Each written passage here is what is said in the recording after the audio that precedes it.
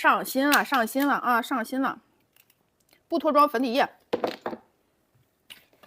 用法就是水乳拍打吸收之后，直接就可以上这个粉底液。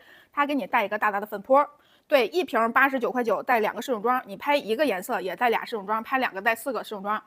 粉扑这种大大的、厚厚的、QQ 弹弹的啊，可以用，修丫头可以用。然后防水不脱妆不紧绷啊。之前用粉底液感觉到紧绷，还得调护肤品的姐妹们，这次你可以试试新的，不需要调整你的护肤品，也不需要加量，你就正常护肤就可以了啊。